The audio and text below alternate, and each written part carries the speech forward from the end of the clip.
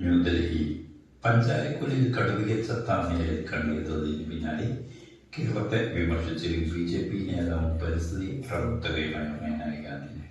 അതേസമയം കടുവയെ കൊല്ലാനായി വെടിവെച്ചിട്ടില്ലെന്ന് ദൗത്യ സംഘത്തലവൻ ഡോക്ടർ അരുൺ സക്രിയ വ്യക്തമാക്കിയിട്ടുണ്ട്. കടുവയെ വെടിവെച്ച് കൊല്ലെത്തുന്ന ഉത്തരവ് നിലവിലുണ്ടെന്നും കേരളം തുടർച്ചയായ നിയമം ലംഘിക്കുകയാണെന്നും മേനകാ ഗാന്ധിയുടെ വാദം.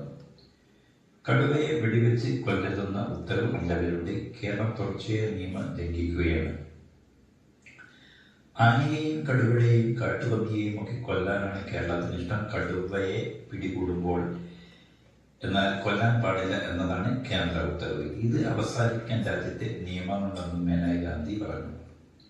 കടുവ ദേശീയ സമ്പത്താണെന്നും മേനകാ ഗാന്ധി പറഞ്ഞു. പഞ്ചാരക്കൊല്ലിയിൽ കണ്ടെത്തിയത് പ്രായമാകാത്ത കടുവയാണ്.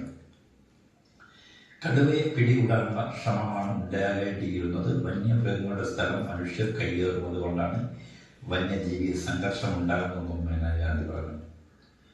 കേരളത്തിലെ ജനങ്ങൾക്ക് എല്ലാറ്റിനെയും കൊല്ലാനാണ് താല്പര്യം. കടുവയുടെ ഭക്ഷണമായ കാട്ടുപന്നിയെ മനുഷ്യർ കൊല്ലുകയാണ്.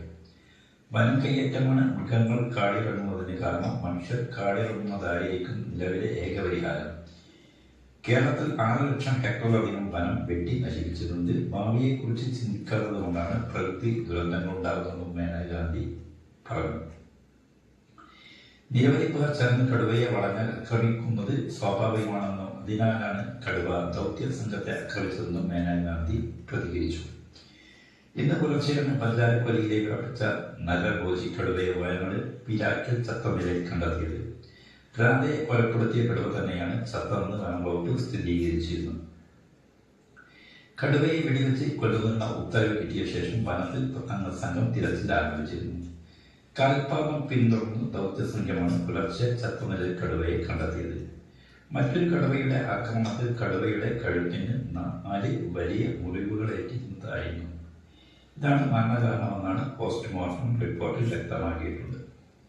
കടുവയുടെ വയറ്റിൽ നിന്ന് കൊല്ലപ്പെട്ട രാധയുടെ ശരീരഭാഗങ്ങൾ കണ്ടെത്തുകയും ചെയ്തു.